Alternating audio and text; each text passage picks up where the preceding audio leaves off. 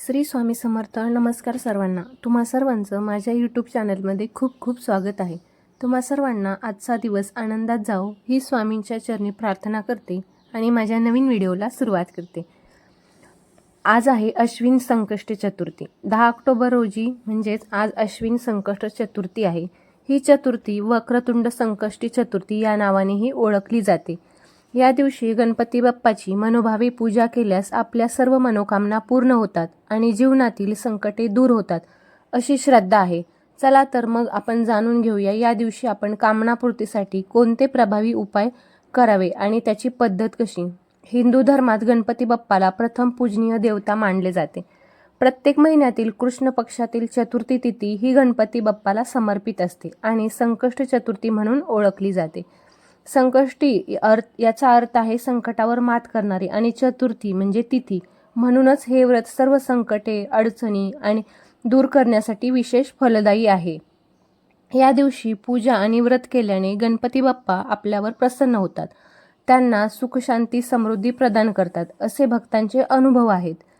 अनेक दिवसापासून रखडलेली कामे मार्गी लागतात. त्यासाठी आपल्याला या दिवशी काही विशिष्ट गोष्टी करणे अत्यंत शुभ मानले जाते. त्यासाठी काय करायचे आहे तर संकष्टी चतुर्थीच्या दिवशी सूर्योदयापूर्वी उठावे, स्वच्छ वस्त्र परिधान करावी, आपल्या घरातील गणपती बाप्पाची मूर्ती किंवा फोटो असेल तर फोटो घेऊन तो चौरंगावर स्थापित करावा. चौरंगावर लाल किंवा पिवळे वस्त्र अंथरावे.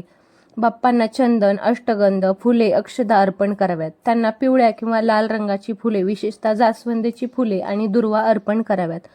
दुर्वा गणपती बाप्पाला अत्यंत प्रिय आहेत असल्याने त्या दुर्वा आपल्याला अर्पण करायचे आहेत. शुद्ध तुपाचा दिवा लावायचा. तूप नसेल तर तुम्ही तेलाचाही दिवा लावू शकता. त्यानंतर गणपती बाप्पांना मोदक आणि फळांचा नैवेद्य अर्पण करायचा आहे. या दिवशी ओम गण गणपती नमः या मंत्राचा किमान 108 वेळा तरी आपल्याला जप करायचा आहे. यानंतर पूजेच्या शेवटी गणपती बाप्पाची आरती करायची आहे. या दिवशी असे केल्याने आपल्या मनातील इच्छा पूर्ण होण्यास मदत होते असे मानले जाते. या दिवशी आपण काय करायचं आहे तर गरजू व्यक्तींना हिरव्या रंगाची वस्तू दान करायची आहे. त्यामुळे गणपती बाप्पाचे आशीर्वाद प्राप्त होतात असे म्हणतात. आणखी एक सोपा उपाय म्हणजे चंद्रोदयावेळी चंद्राला पाण्याचे अर्घ्य देऊन आपल्याला उपवास सोडायचा आहे. या दिवशी काही गोष्टी आपल्याला ह्या आवर्जून टाळायच्या आहेत. या दिवशी आपण खोटे बोलायचे नाही, तसेच वाईट कोणतीही गोष्ट आपल्याला या दिवशी करायची नाही. या दिवशी आपल्याला मांसाहार टाळायचा आहे. या दिवशी गणपती बाप्पाला तुळस अर्पण करू नये.